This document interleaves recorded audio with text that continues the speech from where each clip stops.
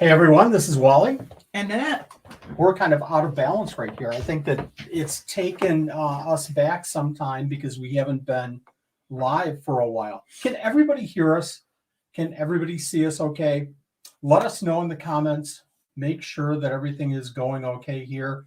I just tried to add the stream to Instagram. Let's see if it works.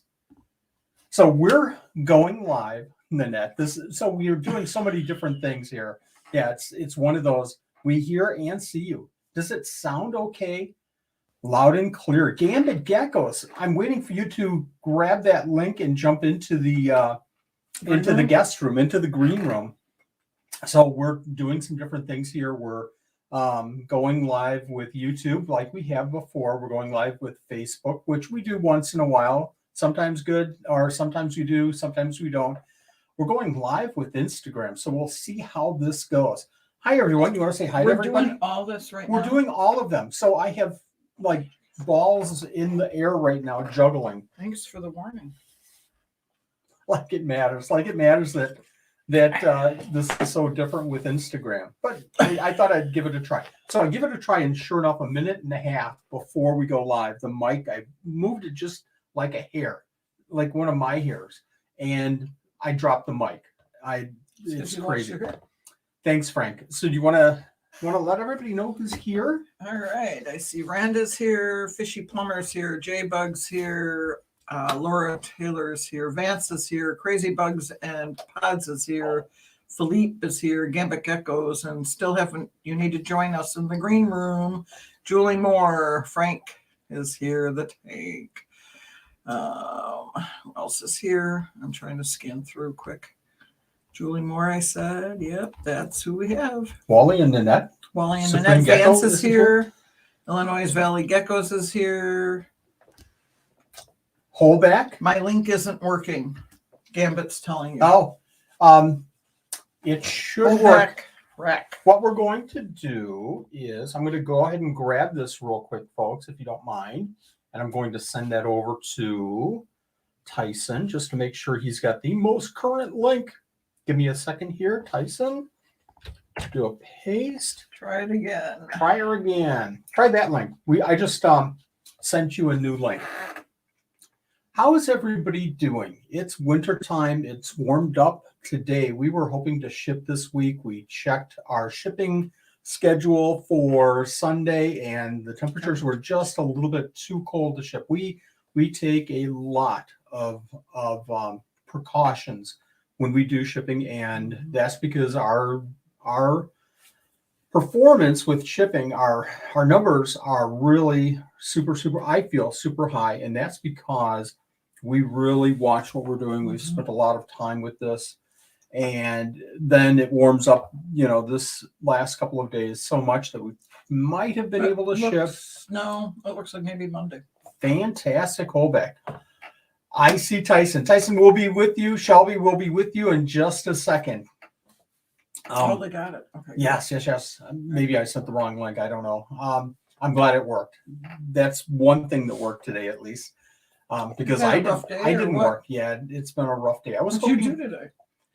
I was downstairs cleaning a lot of stuff. I was hoping to feed some geckos. I never got to that. I've been trying some different projects. What I want to get to the point of doing this year is doing more social media, more posts, more activity on Instagram, TikTok, Facebook, and so you were playing and today. Pinterest. I was playing today. I was doing research. So what's wrong with that? Nothing. And I don't do that often. I don't take time and just, fire off 2 or 3 hours and trying different things. So I've got some stuff going on, and it's going to be fun. Hopefully it's going to be fun. How about you? How was your day? My day was busy, but it was good. Had a lot of fun with the kiddos. So tomorrow's fun day. Tomorrow's fun day? Mm-hmm. Why is tomorrow fun day? They earn every quarter. We do a fun day, and kids get principal pen awards, some of them, and they get to play games against the teachers. And so it'll be chaos in the gym for about an hour and a half tomorrow. Do you get to bring anything home, like candy or anything? It's not that kind of fun day. Oh, that would be the one thing that would make it fun for me. Or chocolate chip cookies. Let's There's have a chocolate fun chip day. cookies I'm going to downstairs. have a fun day tomorrow. I'm going to go to the store and get some chocolate chip cookies. Yeah, right. You got them in the cabinet. Those are gone. All Those of are them? long gone. You bought them Then- yesterday, so why wouldn't a bag? Why wouldn't one of those jumbo bags Jumbo chips last will be gone like the next day. 24 hours? Yeah. Okay. There's some new people joining us. I see Hardway Reptiles and Feeders. I see Chantel. Oh, My goodness, you guys are fantastic for joining us today. This is going to be fun. We haven't done a live since the 12 Supreme Days of Christmas. I think somebody was mentioning that it feels a little bit different with the 12 Supreme Days of Christmas, and then we haven't done any lives. I like your shirt. That's because, thank you very much. I just made this. I think I'm going to put it on the store for sale. No. We haven't done a live since the 12 Supreme Days of Christmas because the 12 Supreme Days of Christmas is kind of tough and it takes a lot of time. And afterwards, I'm pretty much done and I'm in the planning mode and I'm trying to get, the 2024 goals put together and a couple of Playing other on things. Pinterest. And I'm catching up with downstairs over the last few weeks. Odin Exotics, thanks for joining. Hi, Carol. Paula, thanks for joining. Over the last few weeks, we've cleaned everything, all of our geckos, all the enclosures out completely except for Gargoyles. So this weekend is Gargoyle Days. You have fun with that. And yeah, why? Aren't you going to be helping me? That doesn't sound like fun at all. What are you doing? I'm out of here. I'm going on a church retreat tomorrow. I'm done. What? I'm gone. What do you mean? Ladies' weekend. You better, before you leave, you better go out and buy me a bag of chocolate chip cookies. It's in town. I'll Okay. be home. Don't worry. Hi, JP. Hi, Vance. So this is a church get together. It's a You ladies' group. used to be in charge of that, and you did it for many, many years, and you did such a great job that you retired, right? Mm-hmm. Well, Yeah, after 16 years, I said, I'm done. Years. That was a lot, and that's a lot. How many people? How many ladies are usually? How many Well, usually attend this In event? this one at our church tomorrow, there's 425 women coming. So you from what I used heard. to put together all the agenda, the food, the booking the hotel, booking all the Yeah, because activities, we used to go away when I did it. We didn't booking stay the home. entertainment, Yeah, I used to stay. We jugglers, used to go. magicians. No. Yes, I did cut my hair, and thank you for the comments. It was not what I expected it to be, but it's working out. You were so paranoid. I was very upset. I think It it was a looks lot lovely. shorter than it was supposed to go. Now, just if you could turn it blonde, if you could dye it blonde, Ooh. that would be pretty cool. Yuck. No? No. Ooh. So, we were talking about the 12 Supreme Days of Christmas. We were talking about the waffle shirt. Thank you to everyone for grabbing the waffle shirt. It has been retired. It was a limited edition. And next year, I already have some designs for next year. Next 12 Supreme Days of Christmas, we're going to have a completely different shirt. We have some people that have already volunteered to help us with the shirts. And I just have to come up with the finalized design. We've got plenty of time, but we're going to blink and it's going to be October in time to do the 12 Supreme Days of Christmas. But speaking of the 12 Supreme Days of Christmas, one of the things this year that was hard, was sent out all the emails, got a lot of, I started publishing on Facebook, and received what's that? Somebody wants an orange shirt. Yeah. Orange is not a Christmas color. I did a short today on orange. I hope it I wasn't haven't too seen cringy because I sang. I didn't sing that. Oh, So 12 Supreme Days of Christmas, all the publicity went out. you used the word 2000 cringy. I did use the I word hear that in cringy. middle school. Holy cow. And Cringy. we started getting back replies from our longtime donors, which was fantastic. And we got some new people coming in. Unfortunately, when I start the 12 Supreme Days of Christmas, it's a blur. I tell you folks, because I'm building the webpage and I'm building the sheets and I'm doing this and I'm doing that. And unfortunately, I kind of get lost in the details. So everything becomes numbers and everything becomes names. I'm just throwing stuff into the spreadsheet and I'm not really paying much attention to anything at that point until we actually start doing the the giveaway. We had a lot of new donors for the 12 Supreme Days of Christmas. And seriously, a name would come in and it would go on the sheet. Sure, fill out, and here's the link to the form, and I'll take the information, I build the page, and I don't really recognize or pay much attention to the names coming in. Sound pretty natural? How do you like the light? It's like the moon. What light? The light right by my finger. Oh. Not like right here behind us. So, Oh, you put it up. I put it up. I've got another one. I've got to put it up. Hardwood Reptiles, it's our pleasure entirely. It's a blast. We have a lot of fun, and you can just see the community building. So all of these new names coming in. One of the new names was Gambit Geckos. I don't know Gambit Geckos.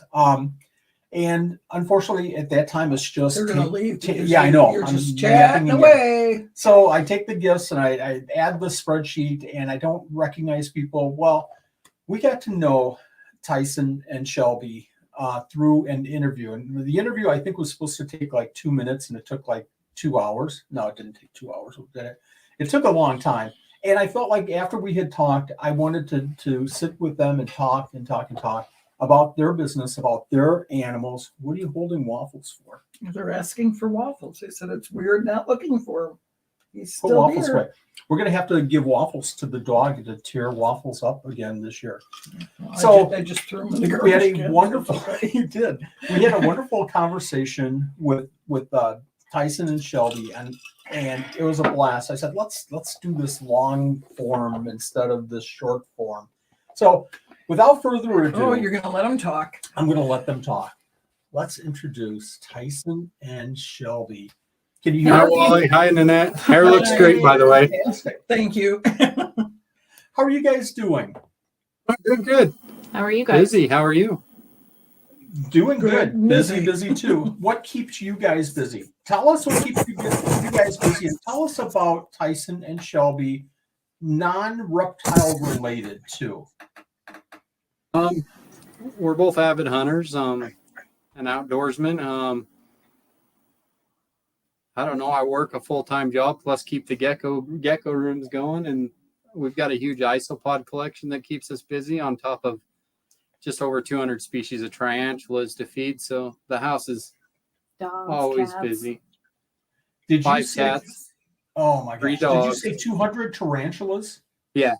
Oh my just, gosh! just over different species. To give everybody a sense of how big this operation is, how big Gambit Geckos is, and then I'm going to circle back and I'm going to ask you guys, other than hunting, what Tyson and Shelby are all about. But so it's 200 tarantulas. How many breeds of isopods and how many enclosures for geckos? I think we've got We're at like 225, 50. 250 species of isopods. I've got a whole room dedicated to just isopods.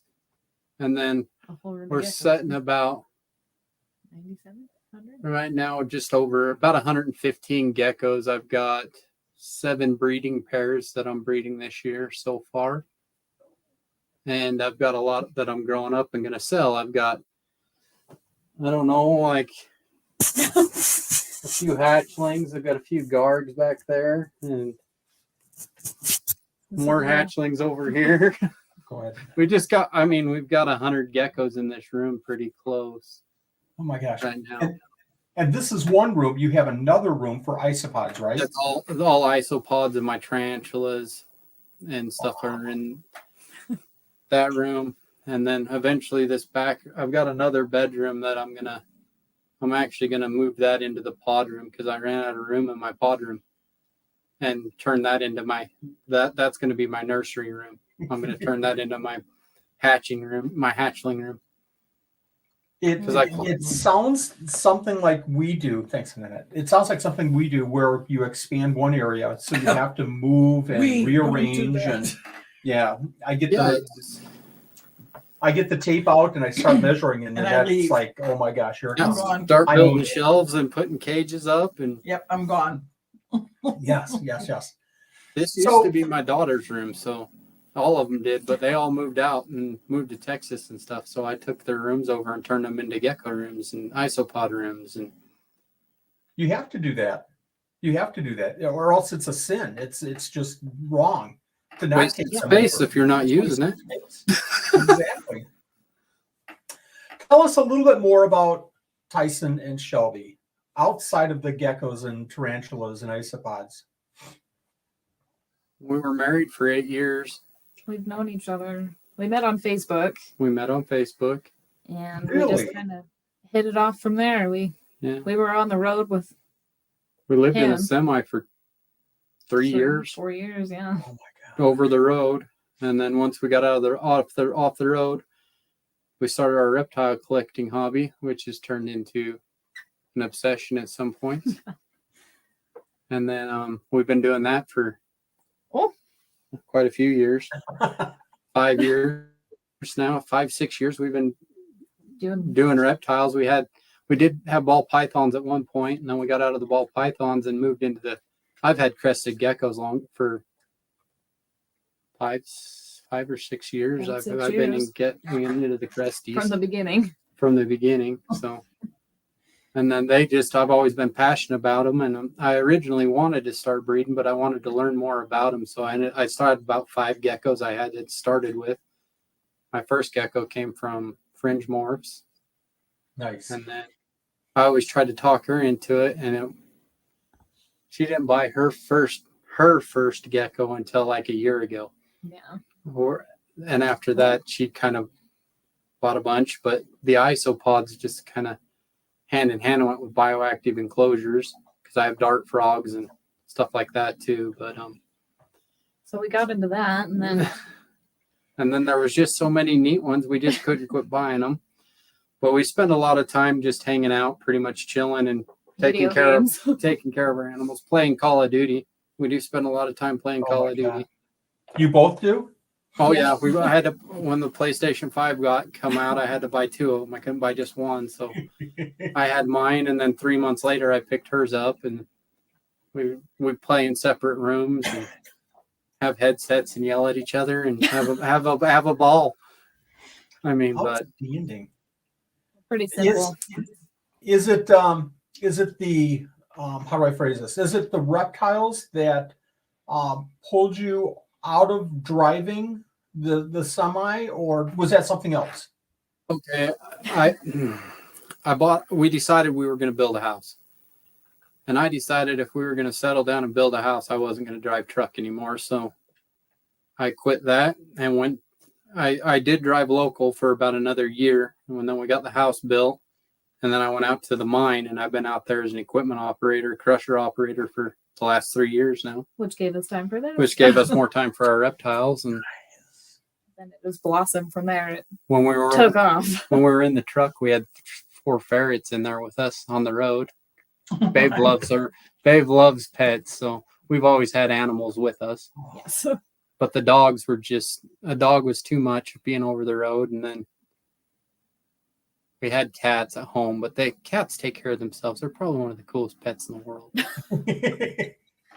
Clean their litter box and fill their food dish, and they just love their you own on their thing. own Good to thing. go. Yeah. Other than isopods. Isopods are a little bit easier. Yes. Some of them. Some of them really pull my hair. I pull my hair out. I just had my expanses just crashed. Oh no. They had babies, and they had two broods of babies, and then I don't know. They all died. Everything in the bin died. Even the babies. Oh. Yeah, everything died. Everything. I went to feed them the next week, like a week after that, and they were all gone. So they can be a little stressful sometimes because you got big cultures, and I still don't know what caused it. No idea. Temperature. Nothing. No, Oh, that's that's it. a The shame. temperature. My room sets it. It's climate controlled, so it sets at about 72 to 74 degrees on a constant, and then humidity sets right about 50% just in the room on a steady. Same in my gecko room's pretty steady. That's the low point, about 50% in my room. So I don't know. They just died. And Yeah. I don't know if it was a bad piece of fruit, maybe. I don't know. From feeding them the week what's before. hard. When we feed, I say it every single time, right? Did you wash the vegetables? Always. Yeah, Mhm. And that's so scary. the sad thing was I fed all the rest of the cultures with the same. I fed them sweet potato, so I just sliced a big old sweet potato up, washed it, and cleaned it, and everything else is doing just fine. Just that bin just crashed. So that was kind of disheartening. That was Very, very disheartening, especially a beautiful, beautiful animal like that. I had a bin of, I think it was Hoffman Sega. I had a few bins of Hoffman Sega, but I had one that just wasn't producing, and it finally crashed. It got down, from 20 to 10 to just, 3 or 4. And I went to kind of a funny story. Luckily, I had others going, but I went to break down the bin. I moved, the few animals that were in there to another bin. Went to break it down, and I must have collected some wood and not sterilized it enough, and it must have had eggs or something. But I had these little centipedes burrowed in just all over the place. So I'm thinking that they probably impacted the Hoffman Sega. You never know. You just don't know with isopods. Sometimes you try as hard as you can to make sense of it, but sometimes it doesn't make any sense. I agree. At what point did you guys decide, okay, this is more than a hobby, this is a business, and how did you go about that process of making that decision, and what were some of the initial steps to make it a business for you guys? We started, I'd say, really thinking about the business about March last year. June was when we really kicked it off, and I've always bought higher end geckos. I've always tried to pick up things from like Altitude and Fringe, and I've got Admire exotic geckos and just a bunch of Green Grove. I've picked up geckos from a bunch of people, and I've always loved tricolors, and I've always loved lily whites. I actually picked my first lily white up this year, and now I own probably a dozen of them. But it just was neat to watch everybody and the patterns. Yeah, that and the people they were so infatuated by it that it made you want to share that with other people. Yeah. And we got into the isopods and just learned how many different kinds there were, different colors and everything. And it just watching everybody get real interested in it kind of made us want to share it with more people. It's a gargoyle. Oh, fantastic. Very cool. He's got a crested. Yeah, it's one of my orange base. You can't really tell. She's an orange base lily. It's so hard with some of the reds, and not seeing them fired up. You just can't tell the beauty of the animals. Yeah, she's really pretty, but she just doesn't show up very well. She's like a really light orange base crest or lily. Nice. But yeah, just sharing the hobby and the passion for the animals with other people, I think is the biggest things. I really enjoy going to the trade shows and meeting new people and just talking to everybody and educating them about the animals and showing what we're producing and what we have. I mean, that was a hard thing to learn to produce in animals, is trying to predict what you're going to get out of some of the pairings, because the genetics on crested geckos are very hard to guess on. Yes. And I did start an xanthic project this year, which is going to be kind of neat. I've got an xanthic lily white I picked up from Rock and Roll Geckos, and I have an xanthic male that I got from AE, Brian over at AE. Wow. And then I've actually got 3 or 4 head xanthics from Brian. And then, so that I'm kind of real interested in that. I think washing that out, and then the empty back program.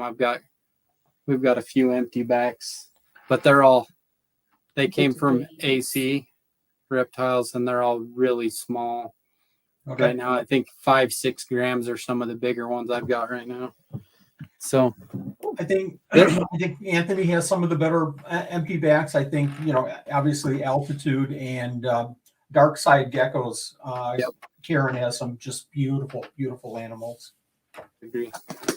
So who does do you guys have favorites? Does Shelby take care of the gargoyles? Isopods. Completely isopods? Do you delve Mostly. into? We share most of it, but I do tend to lean farther on the isopod side, and he's kind of more on the I'm on the gecko side.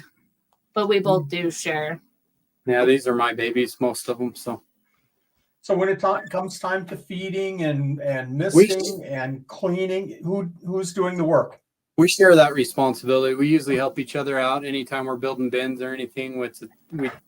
We just team up and get it done. And anytime we're cleaning and going through the gecko cages, it's just a partnership. We each start on one side of the house and go through them.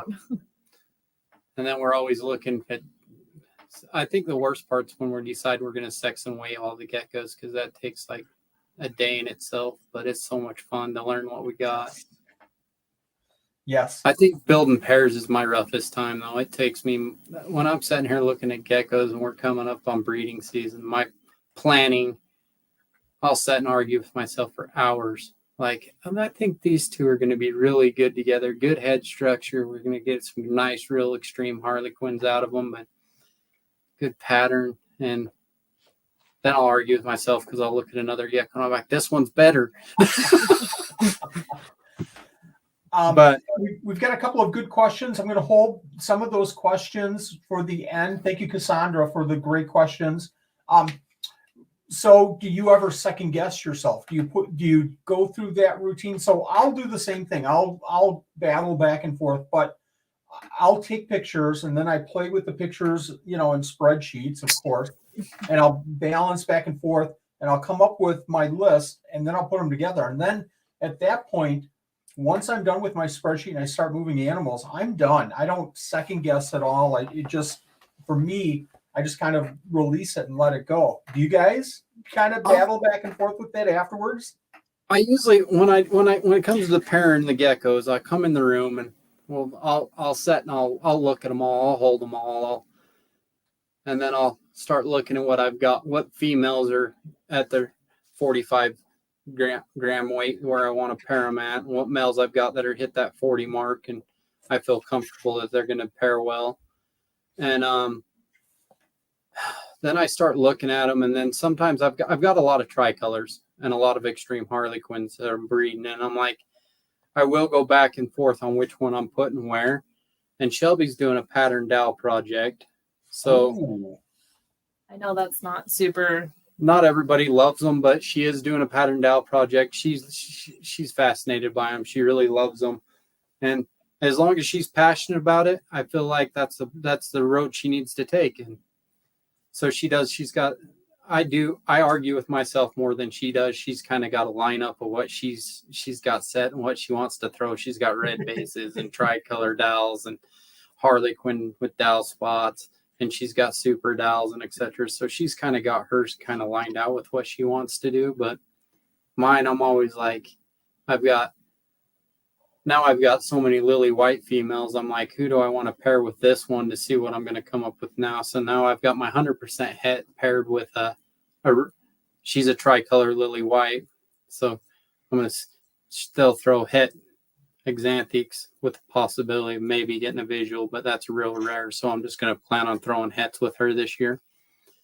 And then I've got another female that I'll pair him with, but she's setting about 28 grams. So I'm going to be next year pairing her, and then I'll throw my actual first exanthics that are going to be closer to guaranteed. But I argue with myself quite a bit. Like I've got Ghost here. He's ready to breed. He's up to weight. He's a white wall. I picked him up. He came from ADG Geckos. Oh, okay. Just got to really whited out. He's really white walled, big floppy crest on him. He's going to pair. This is my argument. Where's the girlfriend at? I'm going to pair her with Athena. This big floppy head. Oh, Almost got the camera. I think they're going to make really outstanding babies with all the white, but Well, we're gonna find out. I mean, she's Okay. still she's about a gram underweight right now, so they're just sitting next to each other visiting. Yeah. What's I more want 'em- important to you guys? What's more important as far as crested geckos? Is it Quality. pattern? Is it color? Is it head structure? What's the if you had 10 geckos all together, which one would draw your eye first? I'm drawn to a lot of the color and pattern. I do like high patterned animals, like the extreme harlequins or the real dark ones. But I like a good solid head structure.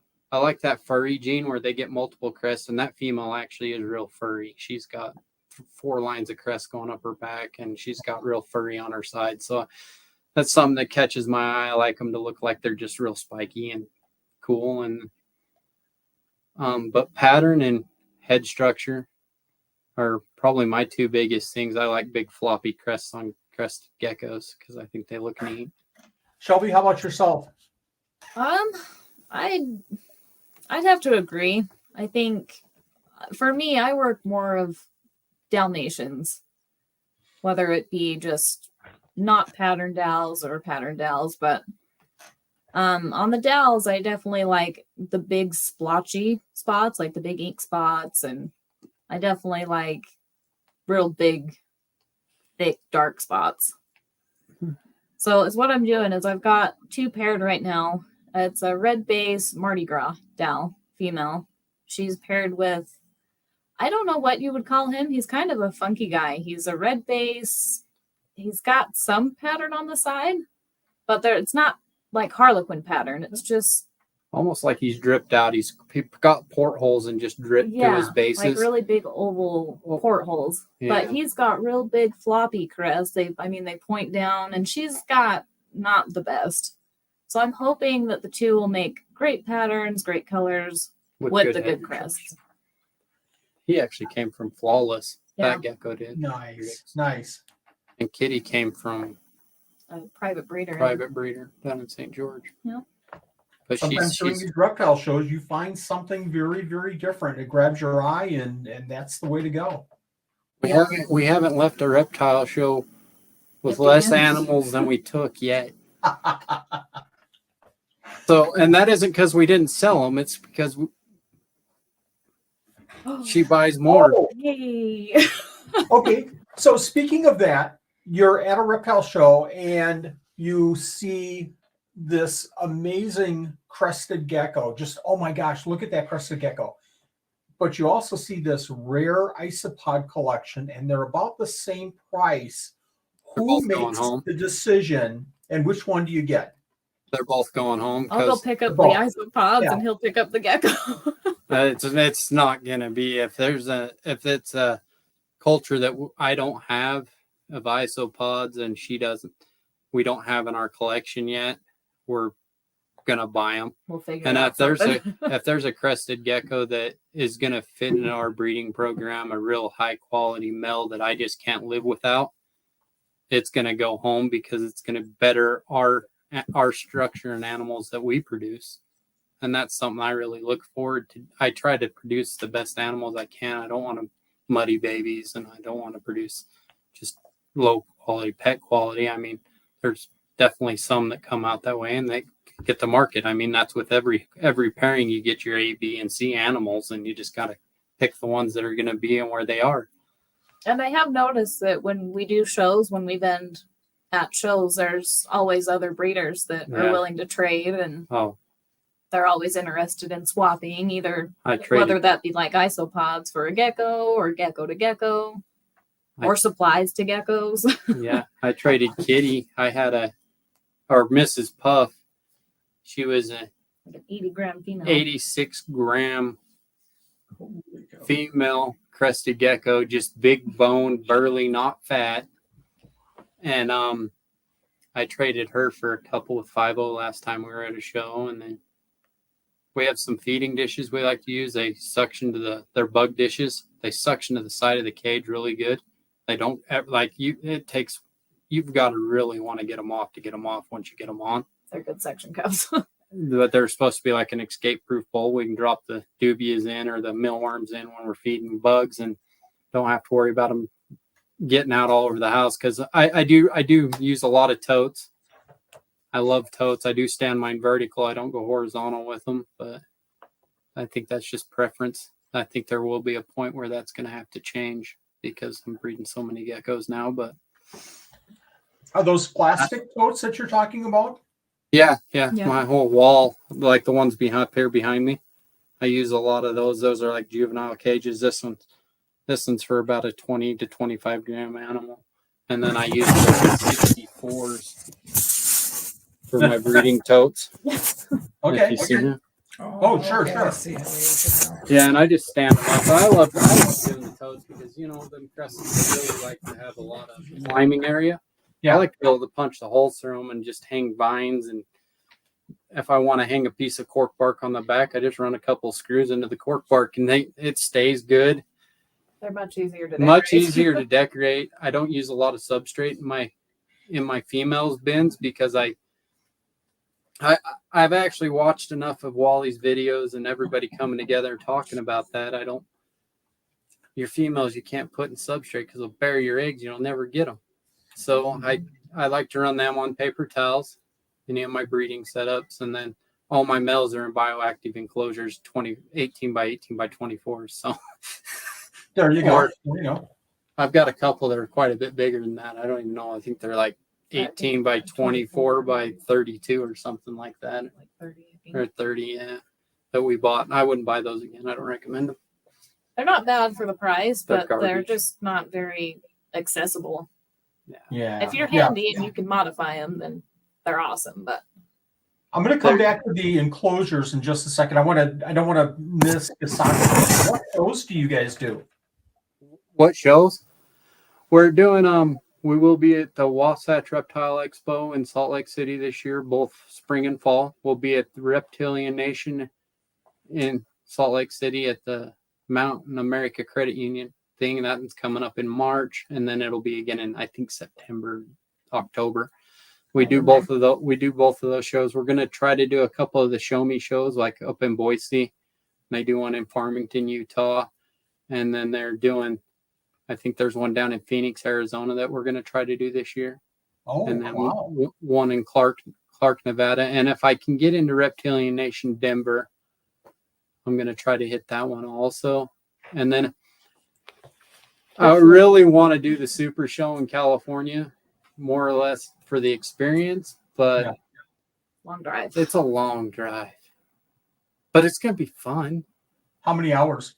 8, 9 hours. It's no farther than Denver. It's like 8 or 9 hours. It's not terrible. Mm. I just hate dragging my animals that far. I get stressed out going like 4 hours. So I'm like checking on them. Got to make sure they're all good. That just stresses me out. But Denver's 8 hours. Phoenix is about 7 hours. But we don't have any local shows like close to us. The closest one's Salt Lake. And they in don't. Vegas, but they Yeah, don't. but they don't do shows in Vegas, which I think's retarded. Yeah. Um, Wow. They did a couple, They but did some. I thought they did too. they did They the did. Super Show one year, Okay. And then they had a Reptilian Nation that same year. and then they didn't do anything for the last two. Okay. I had heard some good things about that show, but The Super Show was amazing, and I wish they'd bring it back because I'd definitely do that one. And I'd love if Reptilian Nation had hit Vegas again, I'd definitely sign up to do that one. But we're trying to. I want to eventually be doing 20 to 25 shows a year, eventually, that's as I a lot. grow. Especially if you have to travel so far. Yeah. That's Our just going to be a thing I'm going to have to do, I think, because That'd What- get time off work though. time off work's probably the killer. So it's I get that- about 20 days of vacation a year, and I use it all on reptile shows.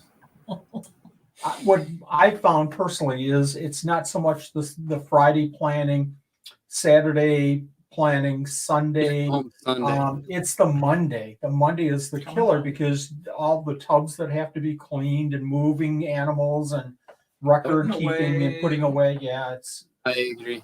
That's Yeah. probably the hardest time. Yeah. yeah. Yeah. I want to get back to your enclosures. I'm just looking at the questions here. I want to get back to the enclosures. So since you've started keeping crested geckos and gargoyles now, anything you would change with the way you do enclosures? Do you have oh gosh, we used to use this, but now we're using this? Yeah, actually, with the totes, I quit punching holes in them with a. That's something I wished I'd have just started from the beginning. I used to use a wood burning. wood burning tool and just punch holes in them for ventilation. Just scratch that and cut a hole in the lid and put a piece of screen over it and nice hot glue it in place, and it just good ventilation. It works every time. Another thing I like to do is cut the fronts out and put plexiglass on them so they've got hinge doors because I hate opening them. I wouldn't. Exoterras and stuff, I don't recommend. I think they hold moisture too well. Like the big glass ones. Like the And they're big just glass harder ones. to decorate. And they're harder to clean. They're harder to decorate and keep decorations in place. They're heavy. God awful heavy. So I agree with that. Are you saying that on the plastic totes you're cutting like a square and you're putting piece of plexiglass with a hinge? Yeah, let me grab one. That's not one. Let's see if I've got one that isn't screwed down. No. No, there, just pick it up. So this is what I started doing, like this one. And I just do this. It's just got a plexiglass door, and I use these little metal brackets, and I glue magnets to the inside, and that's how it closes. Neodymium magnets. With that one. And I did the same with that one, and there's a few of them. No. I'm looking for my notepad. No. It works really well. You go by a 2 foot by 4 foot piece of plexiglass, and you can do 4 cages. So you just knock them out in a day. It takes about 40 minutes a piece. Time you get the plexiglass cut out, and then I use a rivet gun to hold the plexiglass, the hinges and stuff, so that there's nothing sharp on the inside for the geckos to hang up on. Yep. And it just makes a clean look. Nice. But they're just more budget friendly all in general.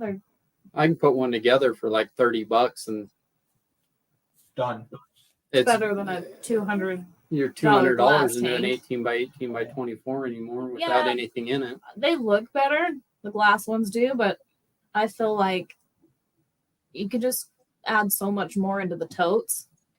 Like you just, like he said, drill holes anywhere you want, zip tie something in, and they just look fuller and more. They're easy. I like them that way. I think I have 3 racks, 10, 10, and 10 big tubs on each one. And I have to literally take it down, open the top, and then work from the top down. I'm just thinking for those 30, it would be so much easier if I could just open the door and close it. Yeah, and it is. It's way easier. I actually enjoy it. That's why I started doing it, because I like the front open convenience, because I can go through and just open 4 or 5 doors and then mist and change feed cups and check lay boxes, and it just makes. You can take the whole front off of it and just wipe it out. Yeah, and then when I clean it, I just take the whole top off, like you'd take the top off the tote, wipe it out, and then pull the paper towels and put new paper towels in and put it back on. And then I just use the lid when I'm feeding and taking care of the geckos in between cleanings. And it just makes it super convenient, super easy, super fast. Any cons to that whole process? If you do something to that, I think the biggest con is you want to buy the ones that have the gasketed totes work the best. Because if you have anything in the bottom, in the regular totes, it tends to want to drop out the bottom. But that's the only con to it. It's a little messy when you're cutting everything, but we've all cut totes and bins and plastic, so we know how the dust flies. Yep, that's shavings. I'm taking a second here to see if I can get to a screen. I find that I have way too many screens open here. Bear with me for just a second. Yep. And that doesn't even look like it anymore. Let me see if I can. That was when we were in one room. We need to update some of our pictures. Yes, we do. Yeah, that was our single room at that point. That's what we thought we were doing good. That's when we thought we had a lot of geckos. I think there was 9 or 10 in that room at that point, and now there's that we can't The whole even room touch. now. We can't even touch that now. But that's this room we're sitting in now, just the gecko room. That was the actual. This was that original room. Now we have custom shelves and Yeah. free racks. Behind you are those shoe boxes. Yeah. We've started using them. So are those from Container Store or are they a different one? These ones are my hatchling ones. They come from Amazon, Yeah. and I get them in a 12-pack for like $25. Yep. And they're actually smaller than your actual shoe boxes. So I've got 2 different sizes. And then this one actually gets out a little bit bigger. I put them in these ones that are a little bit bigger. These are about 12 inches by 8 inches. And those ones are like maybe 10 by 6 or 10 by 5. No. But they work great for the hatchlings because Mhm. they don't need a ton of room. The The one only- thing, the one thing I did notice is their cages dry out really fast in those because of the back ventilation on these ones. They're all holes. This one's got like all holes, so I didn't add any ventilation to them because the back of it's just a great big screen pattern. And then on the littler ones, they've got a little less ventilation. They've got like the slits, a couple in 'em. slits in the back, Yep. and they actually hold moisture a little better. That's the ones we have. Yeah, they work. I'll They just work mention really real quick the ones that we have. I found the same thing. So I've started for the not the hatchlings, but once they get to be about a month and a half old, I'll move them into there once they're too big to get out of those bigger shoebox vents. But it does dry out. So what I'll do is I'll put a small, I don't know, about this big, hide in there for them with sphagnum moss, and that kind of holds the humidity. And I'll find them in there half the time, which is super cool. The only thing I don't like about the shoe boxes, and I'm going to fix it, is that we have our big tubs and small tubs all just like you were saying with the soldering iron and cutting a hole. Yep. I have so many of those, but I went over to the saw and have the probably 1.5 to 2 inch vents. Those, I thought, I wonder if I could put a vent in there. And it took me a lot longer to drill because I was so careful with the first one. But it went through, I put a vent in and good size. And I'm just going to miss using that vent. I do that on a few of mine. Actually, a lot of them I'll miss through the tops or the little front keyholes that are in them. I'll just spray water through them. Real quick. But these little front ones right here, I open all them. I'm always messing with the little ones. Always playing around, checking them out. We've got a question I'm going to throw up here. How did both of you start? How long did it take you guys to get a name for yourselves? Any advice? We're still growing, so I'd say that we're still getting our name out. We're getting a little better well known. I wouldn't say that we're off the ground yet. We're still in this. We're startup. I mean, we're still in our first year of actually being a business. I didn't incorporate until the end of June last year. And our first show was September or October last year. And then we did the fall show. So we've gone to shows before and we kind of saw how people were doing it, how they set up. And then once we started to get a business, we decided that we needed to start with a logo. We needed something that was going to be cute, but not so, but it ended up being pretty. Our first logo sucked. It wasn't bad. It just wasn't exactly what we wanted. And I kind of came up with this design. I was doing some Google searching and I kind of saw an image of the geckos making a heart. And then we kind of just went from there. And then we got the website. We started all of the tax process. That's sometimes the hard part. The taxes, I think, are. By the time we signed up and we went with Square because it's so easy to integrate with your website. And then you've got the little handheld thing we take to the shows. That was shipping permits. That was probably easy. The shipping permits for the isopods. Now that was a love of labor. That's I did get approved. I am How long approved did it for take you? 5 months. 4 or 5 months total to get completely approved with Florida, California, Vermont, Delaware, and all them. I got approved for every state. So Florida is the only one that scared me. So because they're kind of picky. I thought California would be a lot harder, but they were really fast.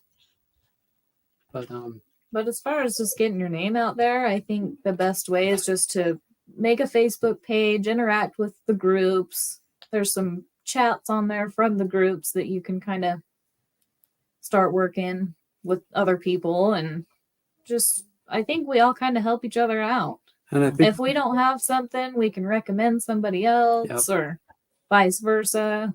word of mouth. Word Just of going mouth. to shows. Make sure when you're shipping your animals that you're shipping them in Good good practices. shipping practices are a big one, because if you ship them properly and people are getting their animals alive and happy, it kicks helps. back. I mean, we did start offering a little bit of a discount for people that when they place orders, we give them a 15% discount when they leave a review to help spread the word and Sure. let people know how we're doing. Because we know how some people can be. There's a lot of scammers out there, and that's the big thing that's nowadays. the bad thing with social media. There's so many people that are getting scammed out of money with people that they're ordering isopods from Joe Dirt over here, and then a week later they're like, "Hey, I never got my isopods from Joe Dirt. Does anybody know how to get a hold of him? He blocked me." And I'm like, so it makes it hard for people to want to pursue other new vendors. So we're trying to do our best, and that's We try to take a bunch of different payment methods so people are more comfortable. I know there's a lot of Cash App and Zells that are kind of I don't know how I feel. So and then having a legitimate website that they can actually go to and see the product, I think really helps. Not just doing it on a Facebook where you post a list, because then yes, I just, that was kind of my thing. I wanted, when we did this and we started the social media thing, is that I wanted to have an actual built website, and it wouldn't be there if it wasn't for her, because her love labor was taking all the pictures, and Wally's been on my site. I mean, every isopod she's got macro shots of. I mean, and I'm slacking. I've got geckos that I could move right now that aren't on my website. Mainly, we're in winter months, and I really want to ship. I've got a show coming up, so I'm not in a hurry to move them. And I think that's one of the keys too. I'll mention two things real quick. Photography is my downfall. In fact, we just did a show where somebody was asking about the parents of a gargoyle. And I said, I think the parents are on my site. We looked and I don't have any parents. We have 15, 20 groups of gargoyles going. I don't have any of the pictures on the website. That's a big downfall for me. I think, that's so important. And your pictures are amazing. Load them up so people get a feel for how beautiful these animals are. Take your time. Start with quality. Make sure you can ship. If you can't ship and you send animals and they die, isopods or geckos or whatever, you got to stop and take that step back. But once you get that down, quality animals, and you can ship, then just post a boatload of pictures all over the place, and especially yours. And this is going back to J-Bug. Post them over and over again. It doesn't hurt to post them 1 month and post the same picture the next month and just say something different. That's, if I could give one, advice after all of the other things, have a place where people can click and they purchase something. And it's not about the camera, but we can come back to that. But just post and post, because even when you post, only like 10, 15, 20% of your followers or people are going to see it. So post again, That's something that I need to get better at. I've been trying to announce our breeding pairs for this year. I'm averaging once a week. I'm getting a pair out there because I have a hard time with taking pictures of the geckos. And then when we finally set everything up and did it, getting them to cooperate is a whole new ball game. Yes. I mean, everybody thinks taking pictures of geckos, oh, it's fun. It's Oh easy. no, it's not. It's really stressful because you get the props He and you're yells, like, he hollers, You send crystal to the Yells. neighbors. yells Crystal, at Right the about gecko like light. the gecko understands what he's saying. Yeah. Crystal, go to the neighbors because Grandpa's taking pictures now. Yeah, exactly. It can be a little rough. That's Yeah. unpopular And opinion. that- I think the geckos are harder to take pictures of than the isopods. They don't hold Yes. still for nothing. Yes. There we got a few that are great to hold, like that are just the calmest geckos you'll ever meet that just chill and hang out. And then you've got them psychos that you put down on a prop and it's, They just oh, look, fly wall. everywhere. Oh, look, cage. And you get everything set up and the gecko perfect position. Oh, I'm going to turn it just a little bit because I want more of the eye. Yep. Okay, it's all set. It's sitting there. And milliseconds before you press the button, boom. So you get the tail. The picture is Yeah. the tail like this. This is blurry blob. It's really frustrating. Oh, yeah. But there's so much fun to just try to do the pictures with it. I always keep trying to go back to it. And then I try to do themed pictures like we did most Halloween. Halloween pictures and fall pictures and try to do some Christmas pictures. And this year, I've got to get me some little Santa hats for them though. Oh. Good luck. This is going to be fun. Yeah, have fun with that. But that's the thing about social media is I am the very scientific names and here's a picture of the gecko. That should be enough. That should be enough to get 1 million views. And I get 3. But then I post a picture of a gecko with shed and you can see the shed coming off. It's like, who's going to look at this? And 14 million views on that picture, Yeah. It doesn't make any Yeah, I sense. agree. You have to kind of go with what's fun and what, people are going to be interested in. I agree. Or it seems like people like controversial things. Like the shed skin. People will be like, oh my God, what's wrong with it? It's sick. Bad press is just as good as good press. I don't care what they say. Yeah. No, it's not. No, you get a lot of views from people complaining though. Once one person starts complaining, they start posting, and then you get a lot more people looking. Well, it's like Yeah, that's true. Bug. They ran an ad on Facebook for they're doing a sell, and they ran an ad for it, and somebody commented under there like, I hate bugs. Like, There it goes. Yeah. Yep, It's going people viral. on the internet have something to say about everything. Mm-hmm. Shelby, what camera are you using? Somebody had that question. I'm just using my phone. It's a Samsung Galaxy 23 Ultra. Yep.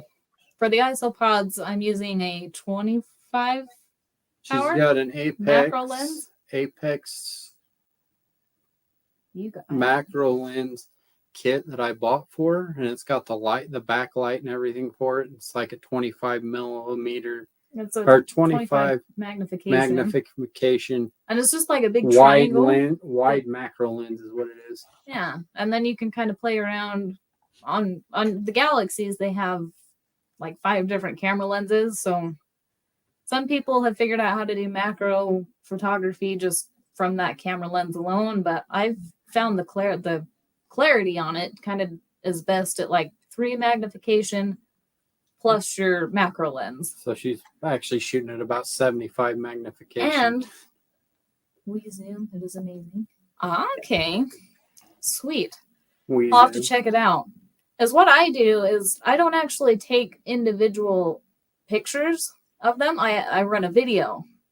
And I'll go through after and I'll just take screenshots of the best frames. Interesting. She catches video clips of them. Yeah, because In they're the so pictures. fast and they don't hold still. So I've just kind of figured out that you just turn your video on, flip the log, try to get it adjusted as good as possible, and then just when you're done, go through and just scroll through painstakingly, like frame by frame, and just try to capture that clearest. She screen clips it, and it works for her. I mean, she's got the patience. I don't. So I struggle with patience too. And I'll throw in, if you have use a tripod if you can to take the shake out. Use good lighting. If you can do it, do the countdown so you can press and then it counts 3, 2, 1 and takes a picture so you're not hitting and it's moving. The more shake you have in your camera, the more blurry it's going to be. So, for anybody watching this that asks for the what kind of a camera, lighting, and put it on a tripod and be patient, and that's 99% of the problem solved. That's what I did. I got her a little tripod that she uses, and she actually has a Bluetooth shutter button, so she doesn't even have to touch her phone to take pictures. But that's where the video comes in handy. Because trying to move, but just she's trying to get move. it close enough. Because even with the macro lens, I found that you have to be right up in their face. Yes. With that light, and it's just that big, ring light. It's not a big one, but it's one that I started out with that. It clamps to your phone, and it's, I don't know, about that big. Something you use for selfies. Yeah. Yeah. And then, yeah. So, I found that the isopods don't like the lighting that much. So you bring them out and you better get that picture within 10 seconds or they're all gone. It's funny. The ember bees that we have some Marianella ember bees. They love light. They don't like that bright light though. That's they really do. If they'll be asleep until you turn the lights on. I have to run the light on a timer in our isopod room for some of the species. Otherwise, they won't even get up. Sweet. Interesting.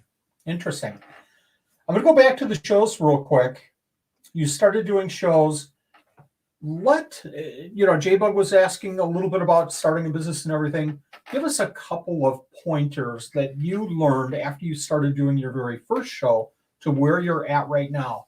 If I were to start over, I would do this, or I wouldn't do this. Buy a good cart. A good wagon. A good wagon. Or something to move stuff with, because setup and tear down can be a bear, and being able to move things in one trip versus 4 or 5 trips is a lot of fun.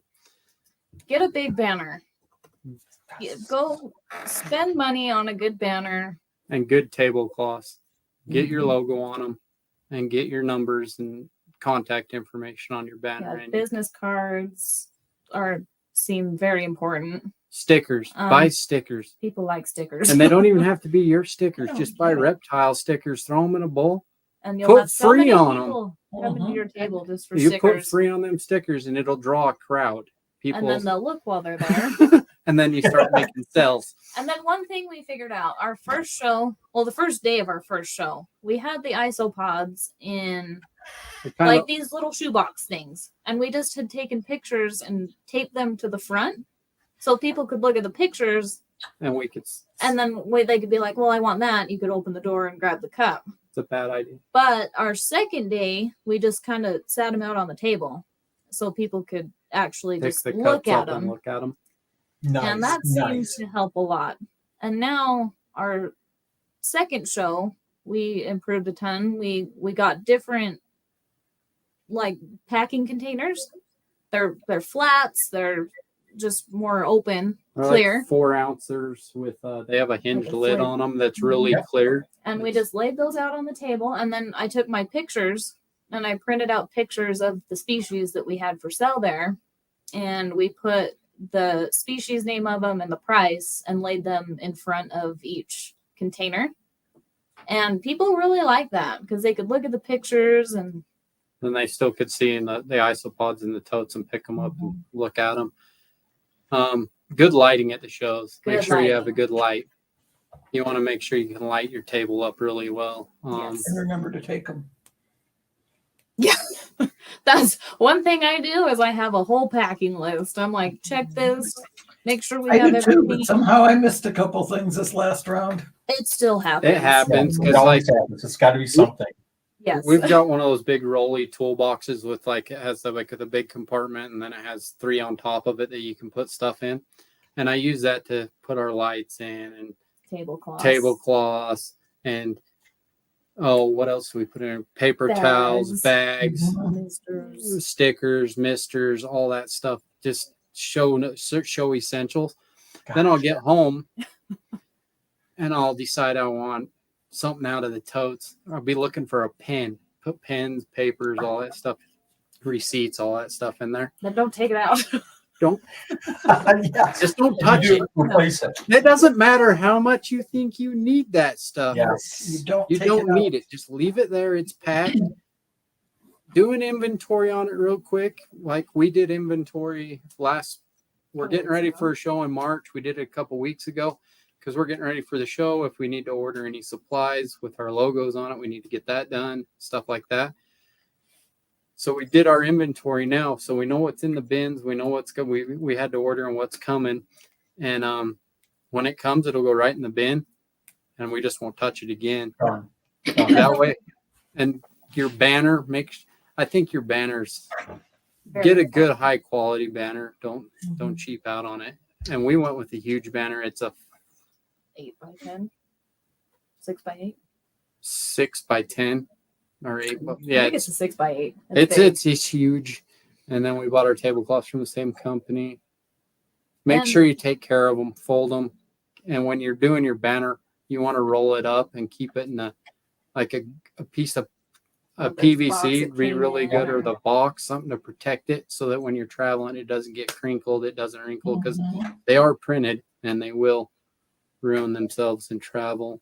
And no matter how prepared you feel, you're never. Don't be You'll scared. always Never. feel. Don't be scared. You're never going to feel like you got everything. You'll always Nope. feel like you're. It doesn't matter if we've done this a couple times now and Doesn't get better. it doesn't get, you're still anxious. And have fun with the crowd. Yes. Meet people. Absolutely.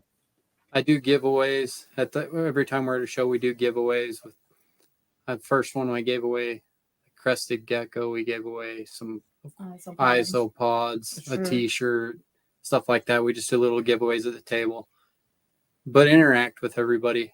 If they have questions, answer them. There's a lot of new people. I was surprised at how many people that actually go to the shows that don't own reptiles or know how to care for them, and it's fun to be able to explain that to them and show them different varieties. But yeah, answer questions and Just have fun. have fun. Have fun. Take food, Yes, snacks. snacks, Or have a snacks dinner runner. and drinks. You know, Always you have mentioned have fun. And I think, at a show, we talk about banners, we talk about lighting, and we talk about other things. But people, your customers, visitors to the show, if you're not having fun, they know it like that. They know They it can tell. like that. So have fun. You're there your job is not to sell in. I'll say this all the time.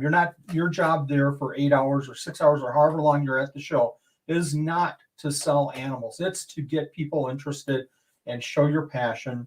And you guys, I know that's the direction you're going, and the sales will come. The sales will come. I agree. What's the one thing that I say after every single show? When we get in the car, what's the one thing I say? How much did we make? Right? No, I say. because I can't answer it anyway. What do I say? Do I say how many animals? No. What's the one thing that I say every single show? What can we do better next show? And it gets so redundant and so boring, but every single show, in my mind, the very first thing that I'm thinking of is, What I can don't we care do about different? how we did money and stuff, but what can we change to make it better for people coming to the table and being more helpful for people? And I'm sure you're the same way. We are. We're building all new displays for our shows now. I'm building new custom displays because I built an original. It's like a 4 foot by 2 foot for the geckos to go in with. It just has a piece of plexiglass to go over top of it, and I put them in I sell them in these cups, actually, in these totes like this. Was when I sell my Nice. geckos. And then I just was putting them in there so that people could see them. But we're gonna do a tiered display this next trip. I'm changing the lighting again. We're still figuring things I out. mean, I learn things every time we go. We're gonna figure out how we're gonna set the isopods up. She wants to do a kind of a tiered display with the isopods to try to make more room. And make it easier to see the pictures because they were laying the whole length of the table, so you had to really lean over it to see them all. And It was a kind of a pain, but we're gonna try to. We always got to improve. We're always looking for ways to do that. make it easier think- for people. And Try to make it easier to move stuff in and out of the shows. We're always thinking of something that we will make packing everything better. You talked about all the shows that you're doing. You're maybe doing 20 shows. If I could suggest, and you're probably already there, but at some point during the show, walk around and see every single vendors, whether they're selling hedgehogs or snakes or beef jerky or whatever. Look at their display and say, oh, that's one of two things. I do that. We will never ever do something like that, in a display. Or that's pretty cool how they label their product, or whatever it's doing. Every single table you look at, you should be thinking your own table and how you can improve. I agree completely, and that's the big thing. Make time for Always make time to go shop. take turns. We have to take turns. There you go. There you go. We had a question and I lost it. Frank was asking, what's the most difficult animal you have to take a picture of? That psycho cappuccino I own that was wild caught. Doesn't settle down at all. By the time I get him out of the cage, I've been bit 4 or 5 times. Really? And then he thinks he's got he drinks Red Bull and has wings because he doesn't even jump for anything. He jumps for space. And then he's speedy. He's Sonic the Hedgehog when he hits the ground running. Oh, I mean, really? he is, Doesn't stop. he was an import and he is psycho. And I think I'd say the hardest thing is they each have their own. Like the geckos are hard to get good angles, good lighting. Yeah. And then the isopods are they're so fast. So I feel like everything kind of has a degree of difficulty. I feel like getting the geckos sometimes can be the hardest because you want them to get the best pictures. You want them to get them fired up. Then you got to get the lighting right. And then getting the gecko to actually participate in the pose and get it to how you want it to look is probably the hardest, because anytime you try to even adjust anything, it feels like they eat themselves out of the picture altogether and you start from square one. The isopods, like she said, is you just can't get them to hold still. They just don't. They don't participate. Angles and everything. Some of them are better than others. I think your rubber duckies are probably some of the easier ones to get pictures of because they're just a slower, let me lay in my ball kind of pod. But I remember when I was doing the store the first time to get isopods and click. Oh, that worked. Okay, now to do the Florida fasts, and they're gone. Yep, you lift their bark and it's. Yes, you do it 4 or 5 times, and all that you have is blur vision and setting the camera and everything. That was a tough one. When you sell isopods at shows, how do you set them up? How do you we're changing that at the next show. They're in the isopod room, babe. Sure, run and get a toad. I'll show you what they look like. But we're actually changing the setup. We were putting them on sphagnum moss, which I think is great. But visibility of the pods is kind of rough on the sphagnum. So we're actually going to do them like we do our geckos. We're going to put them on paper towels at the next show and just put a little sphagnum in the corner for them. But that way you can see them a little better. But we put them in the 4 ounce. It's like a deli cup. They're not very big. And this is originally how we were setting them up. I mean, this is actually from a show. We actually brought it home. It's been unpacked, but they're really clear. Sphagnum moss in there.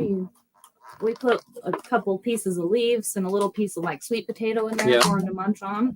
Especially if it's going to be a 2 or 3 day deal. We try to feed them so they got something to munch on while we're gone because they're not in their soil. But that's pretty much what we do. We got a little label printer. We print the 10 count in here, the species, and then we just put a little sphagnum in there. And then we set them on the table and with their pictures, and like he said, we're trying to kind of differentiate that a little bit. Maybe do like a laddered setup so you can put the pictures kind of like behind them versus like flat. We've probably gone through a dozen iterations of trying to set up isopods, and in my mind, none of them work at all. We've had little signs with the pictures standing up right behind them, and we put the pictures in front of them. I've done QR codes. Oh, just scan the QR code and it'll bring up the page right to the picture of the isopod.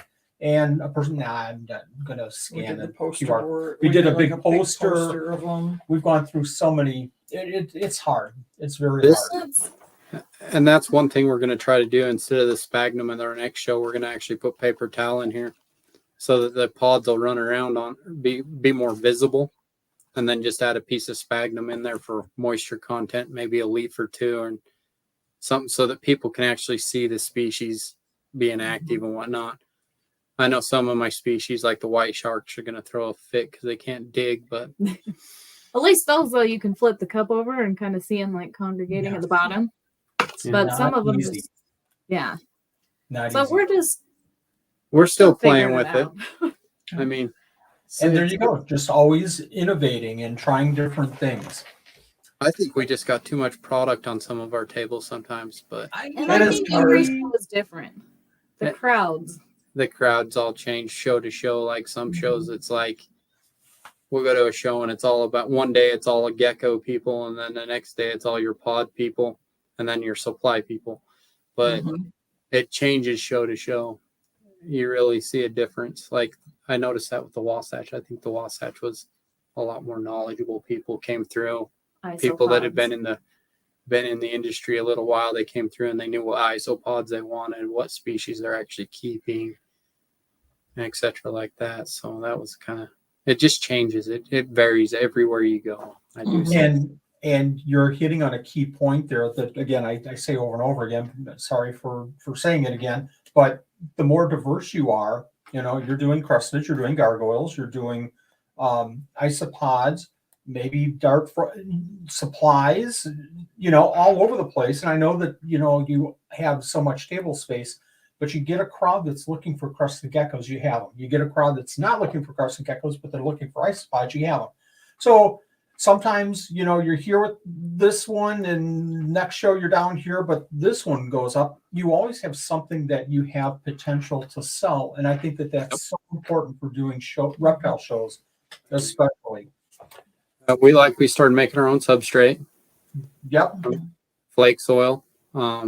We do Food. sell cork bark and isopod chow. We got Leaf litter. litter, rotten oak wood. bark, rotwood, and rapashi. We try to keep all of the things that people would need if they were to purchase something We from do either us or another vendor. And we do starter kits for isopods for people that are just starting out. Yep.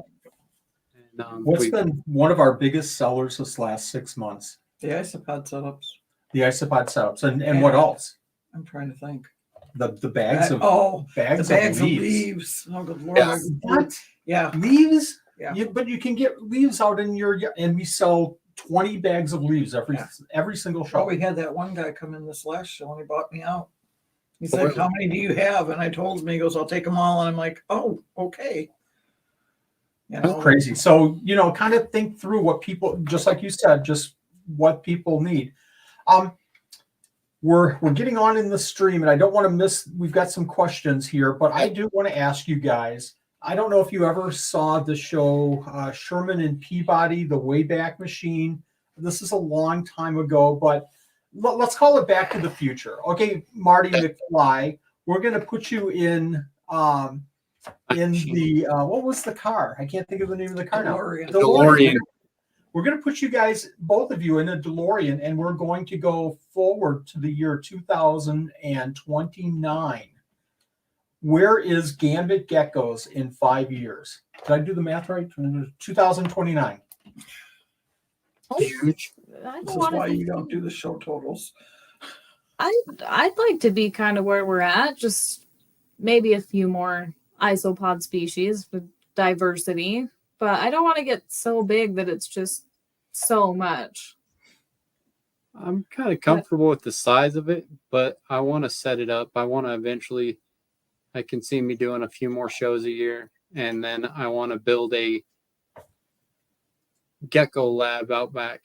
I actually want to add on to my property and build like a designated reptile. like a 50 by 25 designated reptile building. Oh my. Interesting. And that way, just for supplies. And then another thing, I want to buy a little cargo trailer so that I can pack all my show supplies in the cargo trailer and just leave them in it. because I hate packing them up and taking them out and packing them up, taking them out. I just want to leave them all together. Hey, at least if we had our building, we could put all of our supplies. Like, That's kind of In what I one want to do. spot. I want to put the cargo trailer in there, and then just have all the supplies there, and then have the gecko and isopod rooms with climate control. yeah, Nice. But I just want to be out. I just want to have a good name in the community and be respected. I don't want to be one of the ones that gets bad mouthed. I just want to be here and produce quality animals and make people happy and laugh at me. My wife does it often. I mean, Just have fun. Just have fun. yeah, yes. and we do. We have a lot of fun with it. I mean, we're still learning a lot. I mean, I feel like if you're not learning, it's time to quit. But Yep. we learn every 100% day. agree with that. Nana, can you hit the questions? Let's bring up some of these questions from, Let me go over here. and then we're going to do a hit it or quit it to end the show in just a few minutes after this. And you guys are going to have fun with that. So go ahead and Sure why don't you show a question? All right, let's just go with the first ones then.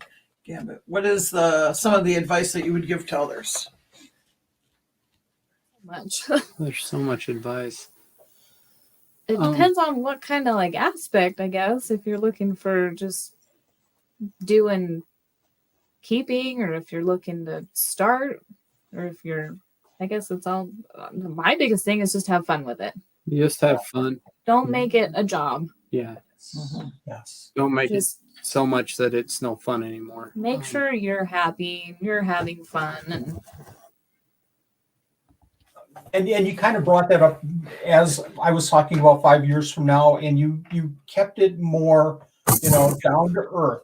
Down to earth. Here's where we're going. We're not going to be, Pangea with a warehouse and there's a level. You guys are both working. There's a level that you can maintain to keep it fun, and that is so important. And the healthier animals. You don't want to be so stretched out that your animals suffer from you not being able to care for them properly. and that's the whole thing. Is like I that's don't why wanna be I don't that want to big. be so big. I don't want to get so big that we don't have room for anything. So we're making the animals compromise. Mm-hmm. That's kind of where we're at with it. I want everybody to still be happy and get the care that they deserve. Because I like to hold all my geckos. I like to go through and handle every gecko in my room at least Yes. once or twice a week. And I do this because I feel like if they get used to me handling them and feeding them bugs, and it's better for the consumer that's eventually going to own the gecko after I sell it. It's because it'll make them more handleable, and it kind of build a bond with a human, which they say they don't, but I've got geckos that'll walk right out to me. And so that tells me something. And which ones. It's always my favorites that I open the cage and they just come say hi. I mean, They're pets. They're not a business aspect for us. They're they're my still our pets. family. And I'm the same way with the isopods. I always take 2 days to feed because I'm always digging in the bins looking for the babies. And Oh, she is so excited. She is so excited. She is a lot more than you do. That goes through the isopods in like a quarter of the time that I do. And how did you finish so quick? I get in, I get out. I get in and I get out, and that's it. That's because you do all the work with them, not me. I'm like kind of that way with the isopods. I get in, I water, I feed. Yep. I know. I don't really mess with the bins unless it's getting close to a show, and then I need to check inventory for the website, and then I'll start looking through the bin a little bit. But other than that, I don't mess with them because they say it disturbs breeding. You So can still lift I up just a I don't little even cuddle bother. bone. I just don't bother them. You can lift up a little bone and shake them real quick. Ooh. Nope. I use ambient heat. I've got space heaters that are set up on thermostats in my room, in all my rooms, and humidifiers to set up in the room to keep the humidity in it. I like it to stay at around 50% on a humidity gauge. So that way everything's always got some humidity. And then I spike it by misting. What food brand Okay. would your gecko? What I food brands Pangea rapace right now. I'm actually hoping we're in the negotiation becoming Pangea vendor. I'm hoping they accept our application. So, Yeah. but we are a Repashy vendor at the moment, and we feed both foods. Yeah, usually. I try to feed a variety so that if my consumers somewhere they can't get one or the other, my geckos have been subjected to about every food, And different flavors. different flavors, Oh, yeah. Yes. different bugs. Ooh. You know, talking about a show and the diversity of having different items and everything, I feel like McDonald's. Thank you very much for buying this crested gecko. Can I offer you a pack of Pangea for your gecko? Do you need food? It's like, can I supersize? Supersize you? Yeah, exactly. And I like to do that Yeah. so that when you sell a gecko to somebody that's maybe new and doesn't have geckos at home, they can take food with them. I'm actually going to do gecko starter bins this year for the smaller geckos. I'm going to sell the shoe boxes so that they're all set up and they have somewhere to take and put the animal until they need to upgrade to the next size. Yep. One-stop shop. I love that idea. Yeah. If you didn't do this hobby, what's something else you're interested in getting into? I used to be into horses before this. I used to show horses. That was my biggest hobby before I met him. Ooh, interesting. I would love to do it again, but there's just I used to do shows, and after I turned 18, you can't do 4-H anymore. So it was just any of the other shows were so far away and busy life. Life got busy. Goats. We had goats. Oh, we had goats. They Farm were animals. chickens. We had 30 Little chickens. dingo. Goats. You Yes, had to mention goats. they were so cute. I want They a were baby great. goat. I think they're They were cute. little like pygmy dwarf goats Yes! with little beards. Yeah. Dwarf Nigerian That's what I goats. want. Stop it. Stop. Both of you, stop it. They Stop were really it. cute. There's so much They work. were- You won't let me. I have used to them. have a breeding. We had a Harem. few goats, and See. they were breeding, and I got to watch a whole bunch of babies be delivered, and oh, it was so much fun. See. A lot of them had twins. Oh my God. I think that's my problem is I'm so fearful of getting one and going, okay, now we need 20. That's how it starts. That's how it starts. It really is. They're just like geckos. You get You one see goat one and and you you're gotta like, have 2 or 3 more. But look at this. Oh, guy. This one needs a friend too. Yeah. Yeah, you're like, okay, well, this one's bored. He needs a friend. And then it's like, well, what if he doesn't like that friend? You got to get him a sister. What if they get to, it's just, it never ends. This is a I'll good never get question. them now. The emergency plan it consists of. This is crazy. I told my mom she couldn't squish the spiders, that she needed to contact a dealer or a breeder and sell them all because I have a lot of money invested in tarantulas. As far as the geckos go, she takes care of them if we're ever out of town. She knows how to feed, water, mist. Wow. Good call. If the house catches on If the fire, house it's- catches on fire, the gecko room's the first thing I'll unpack. just The get as dogs, much out I'll as you just turn can. the dogs loose and start packing because these are my kids anymore. And then I don't have like a solid emergency plan if we were to get in a car accident though on like what's gonna happen. But I I imagine know our parents would our take parents care of it. they all know how to care for the animals and I think that they would really know how to handle it. I actually had to talk to them. That's a good question. I need to work on that That is one. a That is a really really good good question. question. Really don't have a contingency plan I have one whatsoever. if you are, because I know who I can call. But Yeah. I mean, emergency, I'm thinking is the backup generator going to run as it got gas, but that's my contingency anymore. That and if the power Something goes to out. think about. That's what I mean. If the Yeah, backup it's- generator is going to be able, if we're going to be able to keep them warm. Mhm. And I know Wally and Nanette live up in Midwest Alaska. Yeah. that's how it feels. It's crazy. It is crazy.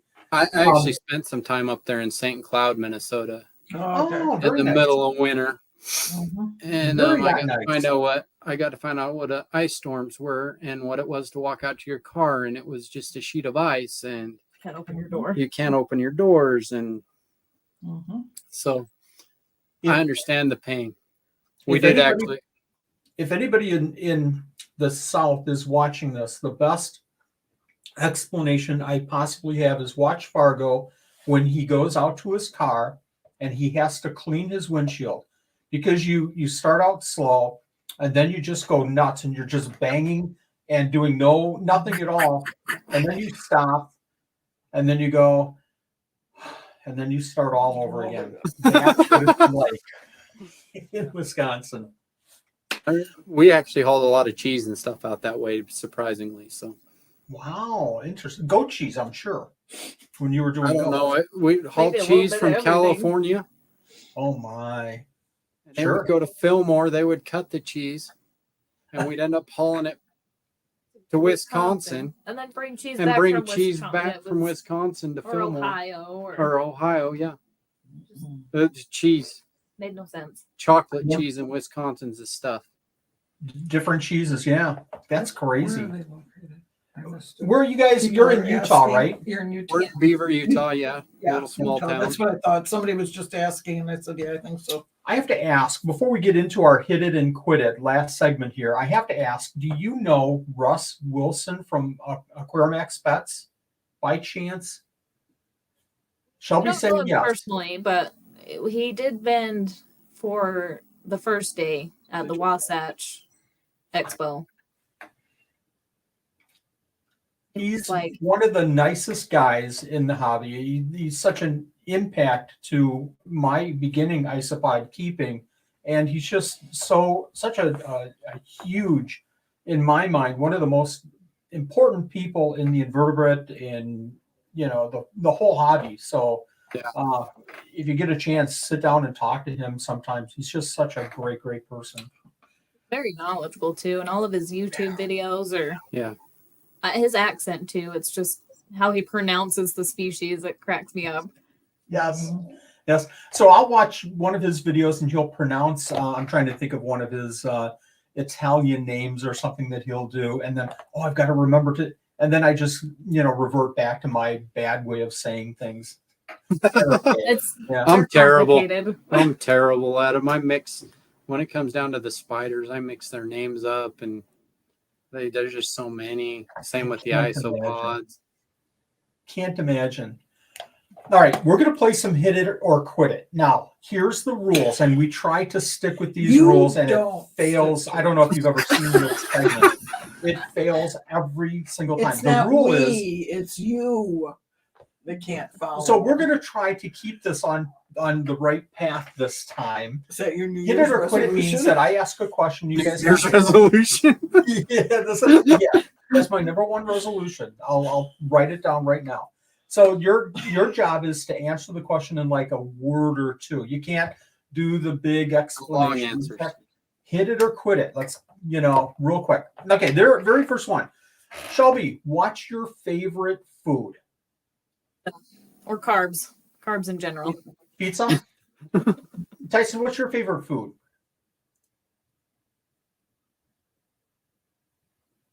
I have to say, I'm right on the board with the pizza, to tell you the truth. There's steak and potatoes. Ooh. Oh, that's tough. Okay. That's hand in hand right there. I mean, Okay, I'm Hit gonna it or stick with quit it. this. Okay. You guys watch movies? I do. I'm not a huge movie fan. Not? I would say I'm not a big fan, but not a lot. Then this one goes out to Tyson. What's your favorite movie of all time? So you're flipping the TV 8 seconds. and what's that? 8 seconds. 8 seconds. He answered you. Move on. Hit it or This is so quit it. hard. Where did you guys you said you met on Facebook. Your first meeting was on Facebook. Tell me just like one sentence more about that. Wanted to go shed hunting. Ah, very cool. Asked him for a derby shirt. Oh, no, she wanted a derby shirt for the first question. Then a year later, she wanted to go shed hunting. Interesting. All right.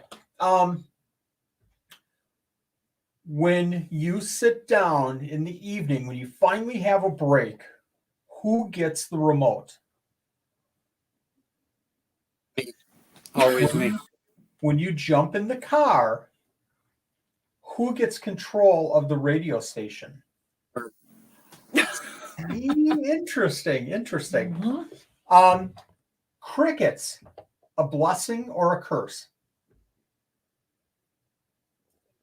I hate them. I raise dubias and millworms. They freak me out. I had one. I had one get loose, and it was a horror story. So Oh no. I would shut up middle of the night. First time I was trying to pair a gecko, so I thought the gecko was in there screaming. It was a damn cricket, and I freaking out. And yeah, so I don't do That one crickets no cricket more. lives for 3 years, Huh? chirping every single night. That one cricket will live for 3 years. All of your other ones have died the next day. I can't remember where we ended up finding it. The Horny Um, toad cage. What's that? It was in the horny toad cage. It buried itself. Oh my gosh. What's your favorite thing to do in the facility? babies. I like to look at all the new babies, the hatchlings, and see the progression. I love to watch them grow. That's why I've got so many that I'm growing. I'm checking the incubator the very first thing. Okay, what's your least favorite thing to do in the facility? Sort dubia roaches. Clean poop. I don't even care about the poop. I hate sorting the roaches. Sorting roaches. That's a good one. I Yeah, hate it's pretty close to my least favorite. That was a good one. Cleaning dubias Probably and the sorting first one just that's ever said that. stinks. Just yeah, you're the very first person to say it, and that's a great answer. Okay, movie genre. This is our last question of the night. Unless somebody has some questions here, we'll take a couple of questions real quick. But this is my last question, and hit it or quit it. What music genre do you guys listen to? And if it's different, tell me why it's different between the two of you. I am polygamorous. I like to listen to a little bit of everything. Everything. I'm pretty easy when it comes to listening to music, but yeah, I listen to everything, really, honestly. Country to rock and roll to rap and R&B. So I just like to have the sound. Yeah. Oh, yeah. That's Background noise. kind of me too. It has to be kind of, with a good beat, and it has to keep me It going. keeps you moving. Yes. Okay, I'm going to say that's probably the record that we have ever done hit it or quit it in Yes. because Yes, you we are, crushed it. We crushed it. as I kept telling Virtual you, to high keep moving. five. Keep moving. Otherwise, you're just chatterbox. I didn't see any questions from anybody. I just kind of want to go through real quick here. You guys are a blast to talk to. You're a bunch of fun. For a lot of good reasons. You have the passion, you have the excitement, you have the fun with both of you. So I want to thank both of you for joining us tonight. On a last note, tell everybody where they can find you on the internet. Again, mention the shows that you're going to be doing. Let's let everybody know how they can get in touch with you. Well, we've got our website. It's gambitgecko.com, not geckos. I messed up and bought the wrong one. We're on Facebook and Instagram under Gambit Geckos, plural. We'll be at the Reptilian Nation Expo it'll be March 16th and 17th in Sandy, Utah.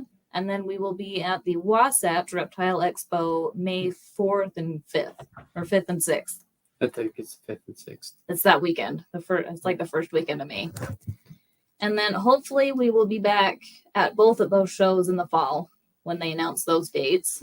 But right now, that's about all we've got solidified. But we'll be posting any updates on our Facebook and Instagram pages. And on our website, we do have our next shows and stuff on the header. And we do have a tab for our shows.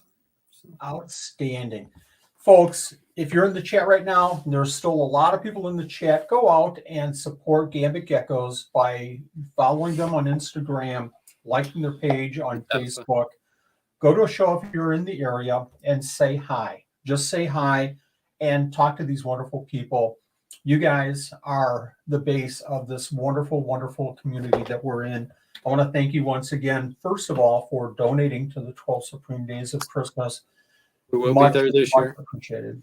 Thank you guys. And thanks for coming on tonight and talking with us. This was a lot of fun.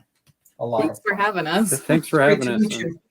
we You do. appreciate everything you guys do, and I know how much work you put into the 12 Supreme Days of Christmas, and just Everything else. everything else you do in the community is just great, Wally. So we appreciate getting a chance to sit down and talk with you and Annette, and look forward to doing it some other time. Sounds That great. sounds good. We'll have you on it another time. Maybe Thanks, after guys. one of the big Have a Have good a night, good night. everybody. Good night. Good night.